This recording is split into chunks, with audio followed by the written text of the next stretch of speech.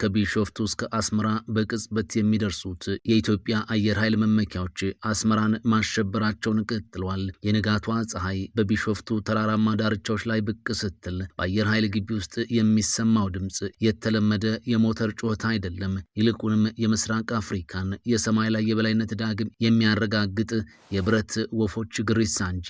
ዛሬ ላይ የኢትዮጵያ አየር ኃይል የታጠቃቸው ዘመናዊ የጦር ጀቶችና ድሮኖች ተራ የጦር መሳሪያዎች አይደሉም፣ የሀገር ሉዓላዊነት ቀይ መስመር ጠባቂዎች እንጂ።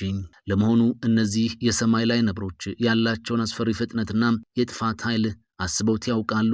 እስኪ በአይነ ህሊናው ይህንን ይሳሉት። አንድ የኢትዮጵያ አየር ኃይል ተዋጊ ጀት ከቢሾፍቱ የስምሪት ማዕከል ተነስቶ የድምፅን ፍጥነት እየቀደደ ወደ ሰሜን ጫፍ ቢወነጨፍ አስመራ ለመድረስ የሚፈጅበት ጊዜ ከ10 ደቂቃ አይበልጥም።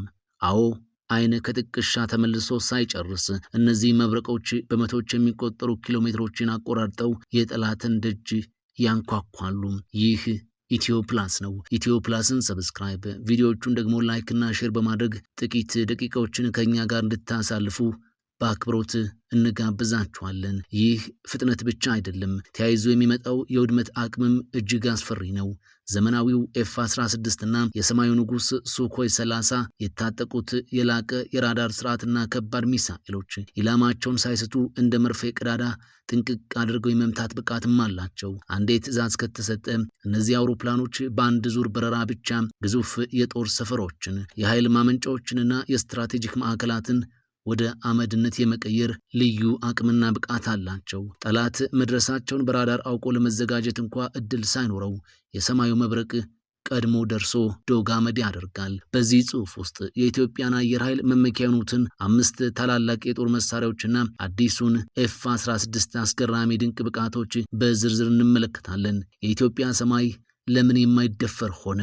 መልሱ በቆይታችን የምታገኙት ይሆናል። አንደኛው ሱኮይ 30 ይባላል። የሩሲያ የቴክኖሎጂ ውጤት የሆነው ሱ-30 በአሁኑ ሰዓት የኢትዮጵያ አየር ኃይል ዋነኛ ጡንቻ እንደሆነም ይነገራል። ይህ ጄት ለጠላት ራዳሮች አስቸጋሪ በሆነ መንገድ የመወርወርና በአየር ላይ እጅግ አስገራሚ ትርኢቶችን እያሳየ የመዋጋት ልዩ ችሎታም አለው። 2 ሞተር ያለው ሲሆን ይህ አውሮፕላን በአንድ ጊዜ ከአየርና ከአየር ምድር ጥቃቶችን የመሰንዘር አቅምም ያለው ነው።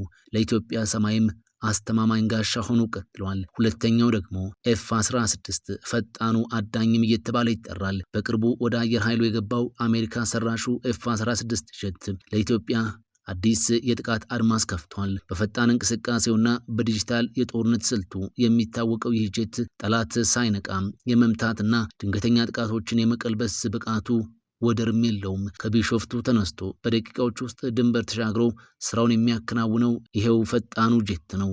ሶስተኛው አኪንጂ ድሮን። ከቱርክ የመጣው አኪንጂ ድሮን ተራ ሰው አልባ አውሮፕላን ብቻ አይደለም። እጅግ ከፍተኛ ርቀት ላይ ሆኖ ለቀናት የመብረር አቅም ያለውና ዘመናዊ የሚሳኤል አይነቶችን መሸከም የሚችል ስትራቴጂካዊ መሳሪያ ነው። ይህ ድሮን ጠላትን በስውር ለመከታተልና ወሳኝ የሆኑ የጦር ማዕከላትን ያለምንም የሰው ኃይል መስዋዕትነት ለማውደም የሚያስችል አቅምም ተገጥሞለታል። ዊንግ ሎንግ 2 ሌላኛው አስደናቂ መሳሪያ ነው። በጦር ሜዳ ላይ እጅግ ውጤታማነቱን ያስመሰከረው የቻይናው ዊንግ ሎንግ የኢትዮጵያ አየር ኃይል የቴክኖሎጂ ብቃት ማሳያ ተደርጎም ይቆጠራል። ኢላማን በዜሮ ስህተት የመምታት ችሎታው የአየር ኃይሉን የማጥቃት ዘይቤም ወደ ላቀ ደረጃ እንዲሸጋገርም አድርጎታል። አምስተኛውና የመጨረሻው ኤስ-300 አየር ኃይሉ በማጥቃት ላይ ብቻ አይወሰንም። የሀገሪቱን ሰማይ ካልተጋበዘ እንግዳ የሚጠብቅ ጠንካራ የአየር መከላከያ ስርዓትም አለው። ከዚህም በላይ እነዚህን ዘመናዊ መሳሪያዎች የሚዘውሩትና እዚሁ ሀገር ውስጥ ጥገና የሚያደርጉት በላቀ ደረጃ የሰለጠኑት የኢትዮጵያ አየር ኃይል አባላት ተቋሙን የራሱ ጌታ አድርገውታል።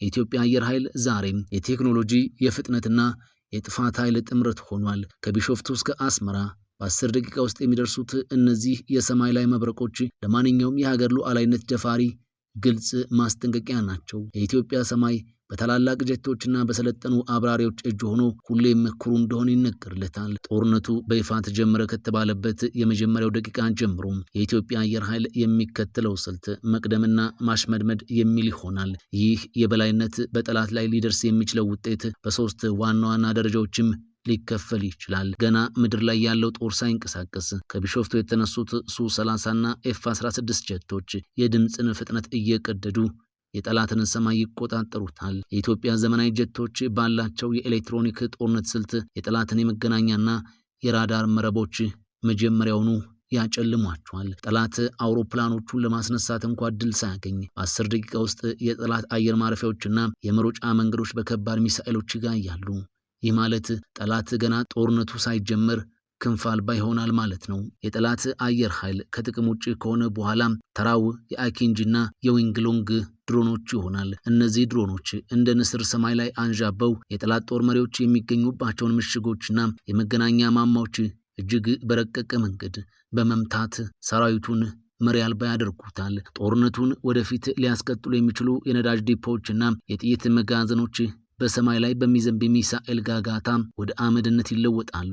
ይህ በጠላት ሰራዊት ውስጥ ከፍተኛ የሞራል ውድቀት እንዲሁም ሽብርን ይፈጥራል። የኢትዮጵያ አየር ኃይል የጠላትን ከባድ መሳሪያዎች፣ ታንኮችና የመከላከያ ምሽጎች ካፈራረሰ በኋላ የምድር ጦር ያለምንም ስጋት ወደፊት እንዲገሰግስ መንገድን ይከፍታል። ጠላት ለወታደሮቹ ምሽግና ትጥቅ የሚያደርስባቸው መንገዶችና ድልድዮች በጀቶች ስለሚመቱ የጠላት ሰራዊት በየቦታው ተነጣጥሎ እንዲቀርና እጁን እንዲሰጥም ይገደዳል። ይህ የአየር ላይ በላይነት ጦርነቱን ረጅም ጊዜ እንዲወስድ አያደርገውም። ይልቁንም በሰዓታት ውስጥ የጠላትን የጀርባ አጥንት በመስበር ጦርነቱ በኢትዮጵያ ፍጹም ድል አድራጊነት እንዲጠናቀቅ ያደርጋል። የቢሾፍቱ መብረቆች አስመራም ይሁን ሌላ ቦታ ለመድረስ የሚፈጅባቸው ጥቂት ደቂቃዎች ለጠላት የዘላለም የውርደትና የውድመት ታሪክ ሆነው ይመዘግባሉ። የኢትዮጵያ አየር ኃይል ከነባሩ ሱ-27 በተጨማሪ እጅግ ዘመናዊ የሆኑትን ሱ-30 እና ኤፍ-16 የታጠቀ ነው። እነዚህ ጀቶች በአየር ላይ ያላቸው የመቆየት ጊዜ፣ የሚሸከሙት የጦር መሳሪያ ብዛትና የዲጂታል ራዳር ስርዓታቸው እጅግ የተራቀቀ ነው።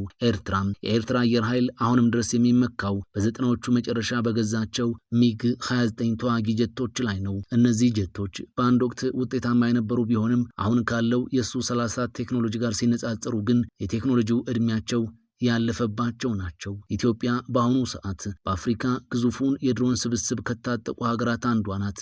አኪንጂን፣ ዊንግሎንግ እና ቲቢ2 ድሮኖች ጦርነቱን የሰው ኃይል ሳያባክኑ ከሩቅ ሆኖ ለመዘወር ያስችሏታል። ኤርትራ በድሮን ቴክኖሎጂ ረገድ ያላት አቅም እጅግ ዝቅተኛ ነው። ምንም እንኳ ጥቂት የስለላ ድሮኖች ሊኖሯት ቢችሉም እንደ ኢትዮጵያ የስትራቴጂክ ጥቃት ማድረስ የሚችሉ የታጠቁ ድሮኖች ባለቤት አይደለችም። ኢትዮጵያ የሀገሪቱን ስትራቴጂካዊ ቦታዎች ለመጠበቅ እንደ ኤስ-300 ያሉ ረጅም ርቀት ተኳሽ መከላከያዎችንና አጭር መከላከያዎችን አቀናጅታ ይዛለች።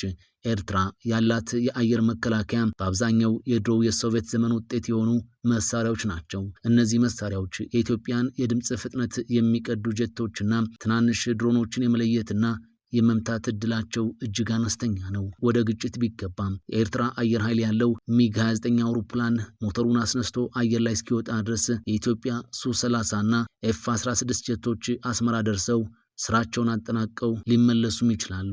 ኤርትራ ያላት አቅም በአብዛኛው በመከላከያ ላይ ያተኮረ ሲሆን ኢትዮጵያ ግን አጥቅቶ የማሽመድመድ ሙሉ አቅም አላት። ይህ ልዩነት ኢትዮጵያን በቀጠናው የማይደፈር ሀያል ሀገር አድርጓት ቀጥሏል።